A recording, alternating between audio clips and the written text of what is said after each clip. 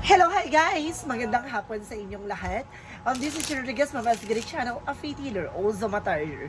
So ngayong hapon na to, tingnan natin ang sabihin sa iyo ng ating mga gabay. So this is a weekly gabay for the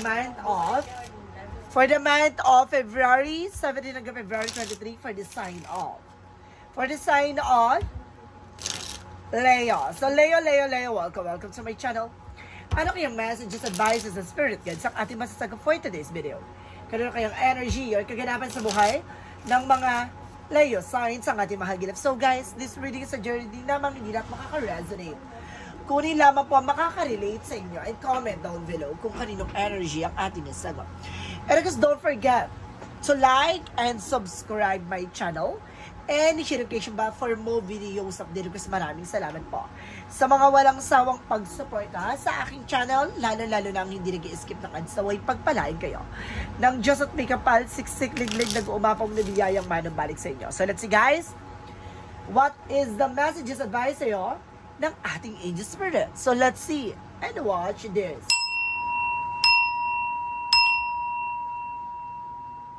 Ano kaya kaganapan sa buhay ng mga Leo signs ang ating mahagilap? So guys, ito na.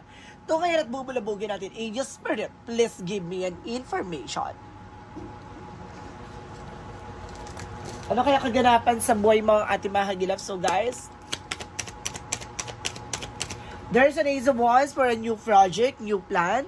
So magkakaroon ka ng mga bagong proyekto, bagong plano, and there is something, a new beginning coming in for you. Na magkakaroon ka ng mga something of creativities like that. Marang magbubuo ka ng panibagong eksena, ganon. Let's see what is the initial messages.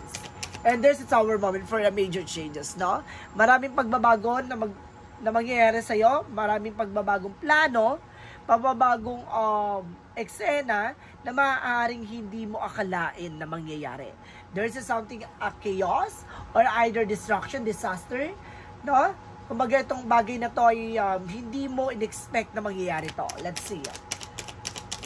And there is something, the Knight of Swords. So this is something success driven, no? May mga bagay na para magiging mabilis ang eksena.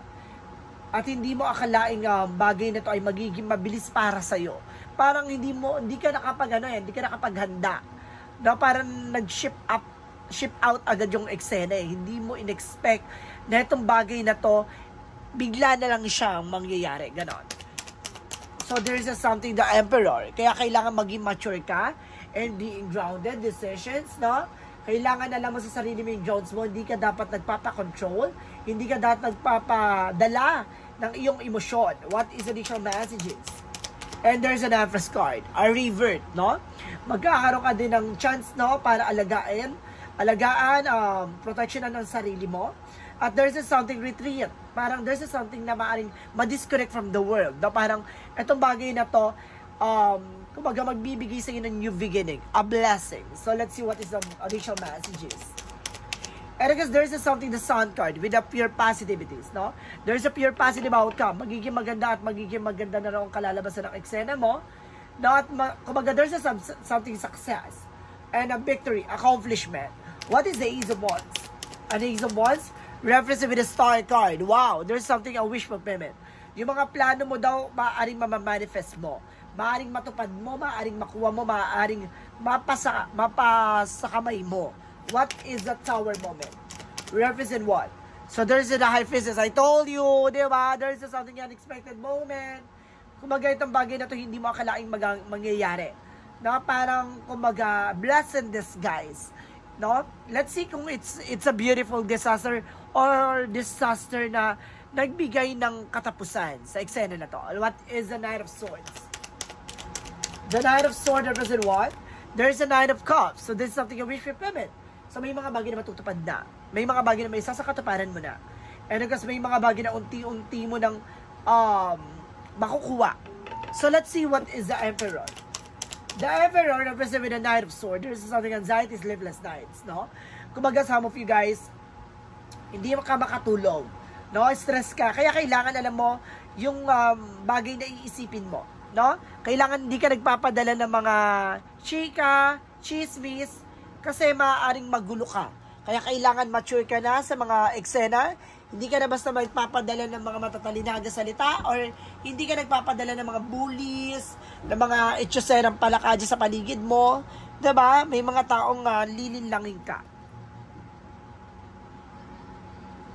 So let's see what is additional messages with an angel spirit. With an Empress card. So Empress card, guys. So represent with the Four of Swords. There is something as celebrations coming in for you na magkakaroon ng mga celebration dito. Maaaring magdala din sa ito ng homecoming, family gathering. And there's a blessing. No? Proposal, promotions. So let's see what is the Sun card. The Sun card represent what? Represent with the Temperance. No, this is a perfect timing. So, kailangan mo maging kalmado. No, lahat ng mga bagay nito ay maaaring magiging magandang kalalabasan. So, kaya kailangan maging mahinahon. No, hindi ka dapat maging padalos-dalos. Let's see what is the Ace of Wands because the Star card. Represent with the Ace of Cups. No, there's something a love offer. Na magkakaroon ka ng new love life dito. Ito yung pag-asa. No, na maaaring muling magmahal ka ulit, no? Parang sinasabi na ito yung ito yung tamang pagkakataon, no? Para tanggapin mo ulit yung sarili mo, maging maligaya, no? Kaya mukhang some of you guys nagkaroon ng mga disappointment pagdating sa love life, no? This is the moment na parang may pag-asa pa, no? Kaya mo pa ulit lumaban at kaya mo ulit magtiwala. What is the Tower moment? It was the High Priestess. So represent with a full card, no? Kumbaga may mga unexpected moment na hindi mo inaakala, there's a full card, kaya kayo huwag ka nagtitiwala basta-basta. Even sa finances, na kaya kailangan, kumbaga, i-assure mo, na itong bagay na to ay hindi magbabago. Pero kasi may nangyari kasi dito na hindi mo akalain no, na mag-aaring baguhin. Desisyon, plano, kaya kailangan maging mautak ka. What is the Knight of Swords? The Knight of Cups. We represent with the Six of Pentacles. So this is something giving, receiving something by the universe. Magiging balanse ka na pagdating sa finances. No? Magdadala ng katuparan, pangarap. What is the Emperor? Because the Knight of Swords. And there's a Ten of Cups and the happiness. No? Kumaga meron ditong, kumaga, kailangan maging mature ka. No? Kailangan maging maligaya ka sa kung ano man yung ginagawa mo. Passion, di ba? The more na gusto mo yung ginagawa mo, the more kang magtatagumpay. So, kailangan sa bawat gagawin mo, bigyan mo ng puso, no? Yung mga bagay na yan. Para mawala yung stress and mawala yung overthinking and being paranoid. What is Empress card? Because the Four of Wands. Represent with the Twin Flame energy with the Empress card. Represent with the King of Swords. Stop the pattern, no? Putulin mo yung mga bagay na hindi nakakatulong sa'yo. No? There's something, an Empress card for a river, a new beginning, a blessings. Kaya kailangan alam sa sarili mong grounds mo. No? There's something, a wise decision. What is the Sun card? Because the Temperance. Represent what? Represent with the Ace of Pentacles. So this is a big shot and big money coming in for you. May malaking pera, no? May malaking finances na papasok sa dito na magdadala ng kaliwanagan. Kailangan mo maging kalmado. Na maraming offer na ihahain sa'yo. Kailangan pag-iisipan, magiging wise ka sa mga gagawin mong action. Kasi kapag nangyari na, hindi mo na mababalik pa. So let's see what is the outcome. For the outcome is the Seven of Cups, no? An opportunity coming in for you. Maraming opportunities papapasok sa'yo. And there's something, the Eight of Cups, for something moving forward, no? Kumbaga sinasabi dito, disconnect from the world. At the same time, no?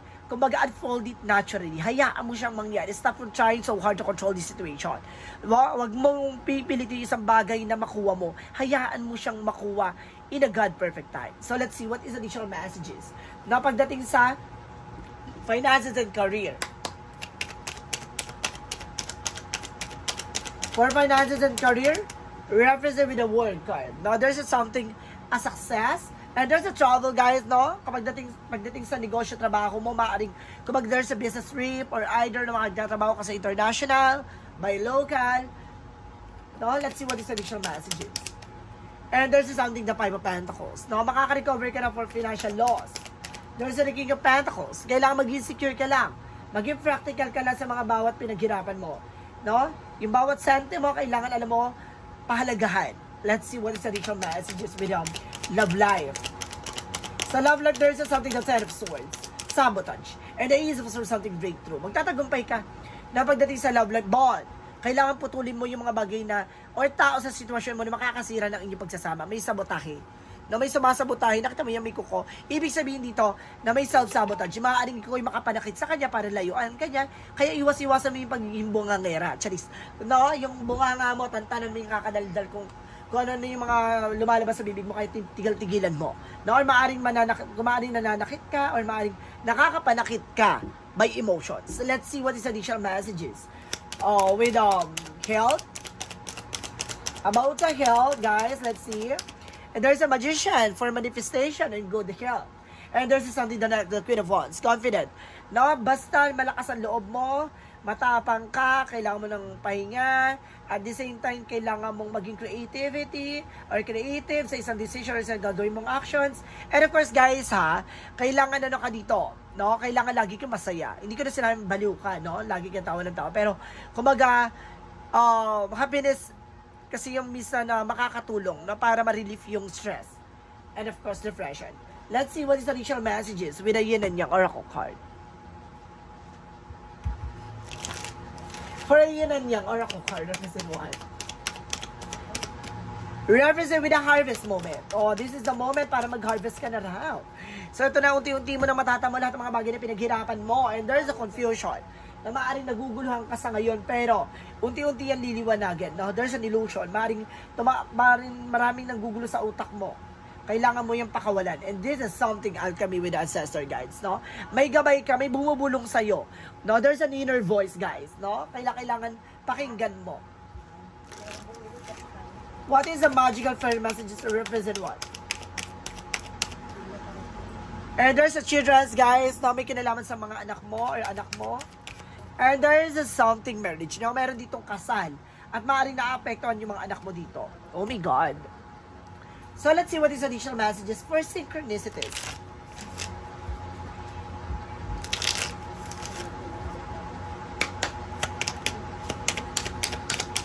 For synchronicities, represent what?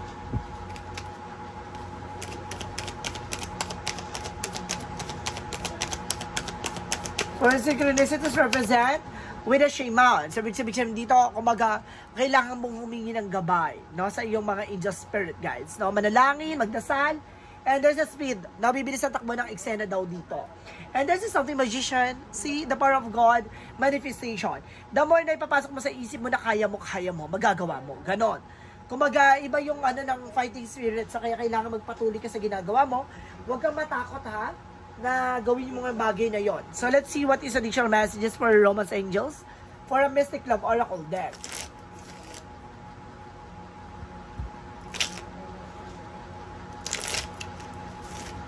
For Romance Angels for a Mystic Love Oracle deck, represent what? Represent with bliss, happiness. I told you, diba? It's all about happiness, guys. Kailangan maging masaya ka. Palayain mo yung sarili mo sa lungkot, no? And worries. And there's a wall and inner growth, no? Now, some of you guys, now there's a 30 years old pataas. So, let's see what is additional messages with an angel spirit for the chakra messages.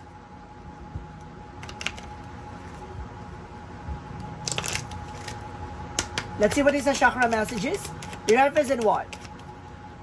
Impatient. So, kailangan haba mo yung pasensya mo, nagiging padalos-dalos ka dito, oh. Nagiging pala decision ka. And there's a perceptions. No, baguhin mo yung perspective mo, even your mindset. And there's a forgiveness. No, kailangan mo nakapatawaran. Isa yan sa nagbibigay balakid or blockages. Kaya hindi ka makapag-proceed for another eksena. No, kailangan mag-give way ka. No? Surrender to the alchemy of life. So let's see what is additional messages for Archangel Michael messages. And there's a God is in charge. See, I told you ang ating Panginoon nanonood at gumagabay sa'yo. And there's something a favorable outcome at papabor din sa'yo ang sitwasyon. Kaya kalma. So, let's see what is additional messages. With an angel spirit for a while, with an enlightenment, unti-unting magliliwanag sa'yo, dahil unti-unting ipapasilip sa'yo with the guidance insight, yung mga bagay na nangyayari at unti-unting pagbabago. There's a movement, no? Lahat ng mga bagay na yan ay there's a something of progress. So, kailangan magtiwala ka. What is additional messages with an angel spirit? With an angel spirit represent what? Adversity. No? Kumbaga tanggapin mo lahat ng mga challenges sa buhay mo kasi this is the best way to learn. No? Ito yung panahon at pagkakataon para matuto ka. Lahat ng mga bagay na yan, may mga instrumento ang ating Panginoon para hubugin ka. No? Para maunawaan mo kung ano ang bawat nilalaman ng pangyayari sa buhay mo. Kung bakit ka nahihirapan sa ganyan, bakit paulit-ulit yun ng ganyan. Kasi there you need to pay attention. And there's something growth. No? Para palawigin ang sarili mo, no? Ang pananaw, ang kagustuhan at pangarap mo unti-unti may isa sa katuparan. Kailangan mo lang pag-ingatan. Let's see what is Archangel Raphael messages. For Archangel Raphael messages, represent what? Represent within detoxification, no? It's like a toxins, no? Na kailangan mong alisin. Na unti-unti mo na raw, kumbaga, mapapakawalan o malilinis ang sarili mo. No? Kumbaga, ganun din siya sa kalusugan mo. Kailangan mo ng frutas o pagkain na makakapag-detoxify na mga chemicals mo sa katawan. Ibig sabihin, baka some of you guys na nagkaroon ng bisyo, nagkaroon ng mga hilig, this is the moment na kailangan linisin mo na yung sarili mo. So, let's see what is additional messages. And there's something, star reading, there's an activation, no? Maaaring nag-activate about sa spirituality mo. And this is something, trust the timing. See? Magtiwala ka. May mga bagay na hindi pa napapanahon. May mga bagay na, may mga bagay o sitwasyon na papanahon na. No? Kaya kailangan marunong kang kumalma. Marunong kang ipagkatiwala. What is the Monsology? A Monsology represent nothing is yet set in stone. So, may mga bagay na hindi pa talaga napapanahon and adjustment are required. So, kailangan mo mag-adjust. Huwag ipilit yung isang bagay na sa huli na pagsisisihan mo, na panghihinayangan mo. What is additional messages with an angel spirit, guys? And of course, this is something you are on the right path. Nasa tamang direction ka. Hindi ka naliligaw at hindi ka nalilito. No? Kumbaga, it's all working. Talaga nangyayari to. Basta sinasabi, talk to your angels. No? Kailangan kausapin mo yung mga gabay mo. May gabay ka dito, guys, nararamdaman ko. Na mayroong gumagabay sa'yo na ini-ignore mo. What is additional energy represent what? Represent with the guidance of the moon. See? Lahat ng mga bagay pasilip sa ng ating angel spirit para matuklasan mo ang katotohanan. Sa likod ng karunungan, kaalaman, na merong kantaglay. No, this is something a blossoming abundance, no? Kumaga kayang-kaya mong palaguin ng iyong negosyo hanap buhay at ang iyong kinabukasan. What is the Romance Angels for Romance Angels? Represent with keep an open mind. So, kailangan maging open mind ka, guys. So, let's see what is the Angels answer. With an Angels answer, represent what? And there's a choose your direction. Kailangan mo ng mga bagong direksyon in the near future. Nalalapit na talaga ang bagong pag-asa at bagong simula sa iyo. No? What is the Jesus loving code said?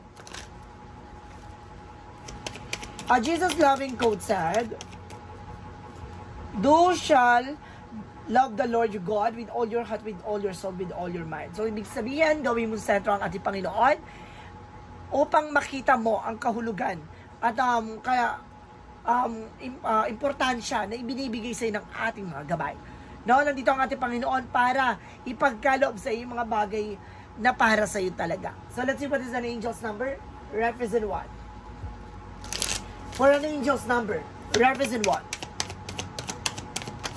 Represent with a 1-1-1 intuition. Sabi ko na nga ba eh, you have a spiritual energy and spiritual abilities. Intuition is here. Time to implement long cherished ideas. You are on the right track towards making your dreams and visions into reality. The right people, circumstances, and resources are being sent your way. Happiness and new opportunities are at hand. Trust in the process. So, kailangan mo magtiwala sa tamang proseso. Sabi ko na nga ba eh, may kakayanan ka dito eh, may kaalaman ka na kailangan mong kumbaga tuklasin, no? Tanggapin. What is the messages of life?